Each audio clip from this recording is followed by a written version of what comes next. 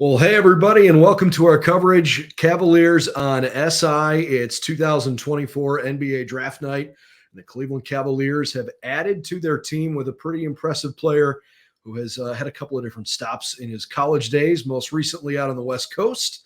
It's Jaylon Tyson, who's your newest Cleveland Cavalier for the 2024-2025 season. Brendan Gulick, Spencer Davies with you. Spencer just got home after a long night in Independence, where finally we did have a chance to hear from Cavs general manager Mike Gansey.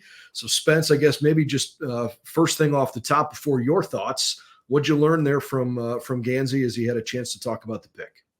It sounds like this was a long-term play and somebody who could potentially crack Kenny Atkinson's new rotation. But the thing is, this pick was made in mind to take the best player available. But it just so happened that it ended up being best fit too, because this is a guy who's 6'6", can be 6'7", in shoes. I know a lot of people probably saw guard and were thinking, oh, here we go again.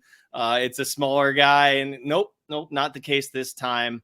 Maybe he just needs to add a little bit more weight.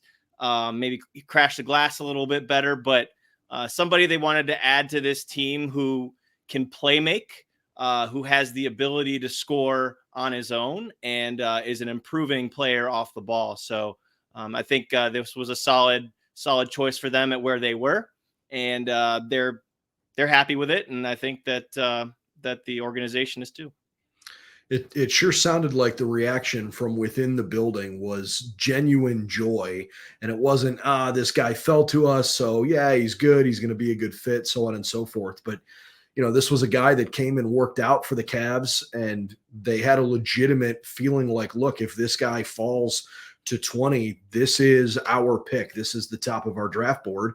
And as it turned out, he was available. And I know there might have been a little bit of drama, just kind of the way the first round was largely drama free. But then obviously by the time you got to like 15, 16, you started to think about some other guys that might be in play. But it sure felt to me like the Cavs got the guy they actually truly, really wanted here. Yeah, the only one that I could think that might have altered some plans a little bit, actually two guys.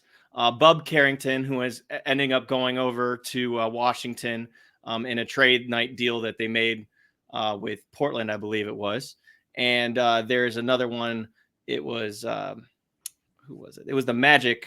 They took Tristan da Silva from from Colorado. That was another one that was a very popular name floating around NBA circles about who the Cavs could take.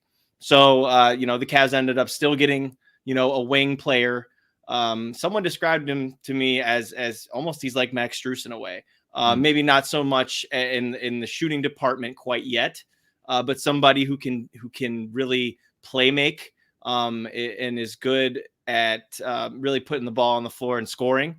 I know the Cavs are probably looking for someone who's more of a catch shooter, but he does have the chops and the ability to one, work on that, but two, he is also not afraid to shoot the ball because as the one person described to me, he's always been the good guy on the bad team, and that I think is really something that the Cavs enjoy, having someone with that kind of mentality. And he's used to having the usage all the time. But now when you're coming into the NBA, he's going to have to adjust. And I think in his mind, he's ready for that from who I've spoken to. And that's a good thing because, you have the character and the understanding and knowing that it's not always going to be, about you at this level. It's going to have to be within a team concept. And I think that that's something that he'll be able to be ready for. Yeah, I would say he's definitely going to have to learn how to play regularly without the ball in his hands and find other ways to make impacts. And then when he gets the ball to make the most of it, but he certainly isn't going to be the star on this team. You had kind of alluded to it. The fact that he played 3 years of college ball, one at Texas, one at Texas Tech, and then one out on the West Coast at Cal, was good. And certainly this past year as a junior was really good. Any concern for you for a guy that basically went from team to team to team in terms of stunting or helping development? Like how do you process that when you look at a guy that's gone from one school to the next 3 straight years? So you and I might not like it. A lot of fans might not like it, but this is honestly what the NCAA is now. This is at the age of NIL. Um, you can look at what happened at Texas. He was going there for Chris Beard, and then or at Texas Tech, he was going there for Chris Beard. And then that ended up not working out. So he ended up, transferring away. And then there was a whole situation there at Texas Tech that he was on record with that had a bad, racial component with it. If you look that up, there was a whole thing with his head coach there that really didn't seem to put his coach in a good light. So he ended up transferring again, but this time around, and you really read the articles, and from the way that Mike Gansey spoke about this, Mark Madsen had a tremendous impact on this guy.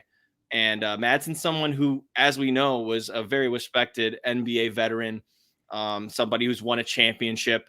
He's, been around the block as far as basketball goes at the college level and pros, and obviously had his, coaching duties at Cal, where he came into contact with Jaylon and ended up having to coach him. So Jaylon ended up taking a lot from this experience with Mark Madsen. And hey, like the last time I remember a Cal Bear was drafted in the first round, I'm pretty sure that guy's an NBA champion in Boston now. So that's probably something that you can look forward to as a Cavs fan, saying, hey, a guy from Cal got drafted and Jaylen Brown's a champion. Why can't Jaylon Tyson be one? I think it's a fun parallel for sure. We'll wrap on this here this evening. It's obviously kind of a weird week for the Cavs because they just had, an opportunity to draft a guy in the first round, and he's going to play for a head coach that has not yet been introduced officially. In fact, he just got back to the United States. And is in Cleveland and was there tonight. And as we understand it, we've learned that he's going to be introduced to the media and to the fans on Monday. So we'll finally have a chance to hear from Kenny Atkinson. But just kind of a strange dynamic. You draft a player. Your first thought is, how's he going to fit in the new system? Well, we think we know what the new system's going to be, but I guess we haven't talked to the coach to know for sure. There's a lot kind of hanging out there. So as it pertains to what you think and know about what Kenny Atkinson's offenses in particular look like, how do you like the selection of Tyson to kind of slide into that? Well, you got to be able to play with pace, first of all, with Kenny Atkinson's team. They are up and down the floor. And we know that JB Bickerstaff tried to do that too. And I think that the Cavs leaned into it pretty well.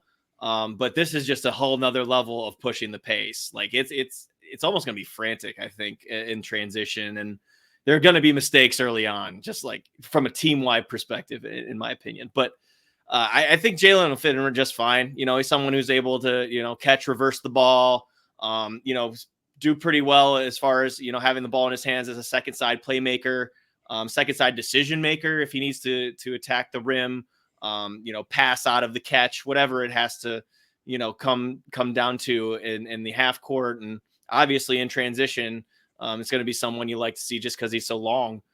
So I think that in that respect, he'll be a good fit. The shortcoming that most people are talking about is his defensive, prowess. And, that kind of just comes along, I think, one with the want to, and also the nice thing about the Cavs is, for now at least, who knows, how long this will be the case, but, you have Evan Mobley and Jared Allen behind you. So that always helps someone in the defensive side of things. But I thought an interesting note, I don't mean to stray away from the Kenny Atkinson point, that I learned is Al Harrington is one of his top mentors. And Really? Al is somebody who did a lot of good things in the NBA.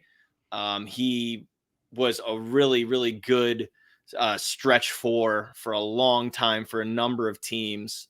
But yeah, that's something that's a little nugget that if no one really understood or seen, he's one of Jaylon's closest people. So yeah, just something for thought. I love that. No, I mean, Al had a great career for sure. So always good to have people that have had a lot of success in your corner. That's a good thing. In the meantime, at the moment, the Cavs do not have a second round pick, but it sounds like they are actively looking for ways to get back up into the second round. So I'll tell you this too, Gansey, he was not afraid to say, "Oh yeah, we're going to be real aggressive in trying to get in there tomorrow." Like it's so funny seeing the differences between, Kobe, who's done this so many times, and you can tell he might just be going through the motions, and Ganzi's finally got the microphone and he's just firing away.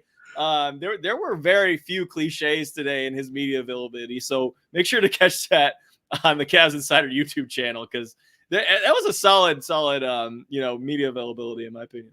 It's the best. Love it. Love it when coaches and front office folks find a way to tell you what they actually feel and think. That's awesome. So we'll see how much more action, if any, there is for the Cavs on day 2 of the NBA draft coming up tomorrow at 4:00 Eastern time. In the meantime, for all the latest news and info around the newest Cleveland Cavalier, former Texas Tech, and former Cal Golden Bear, Jaylon Tyson, got you covered over on Cavs Insider. It's at si.com/NBA/Cavaliers, and certainly hope you'll subscribe to this YouTube channel as well.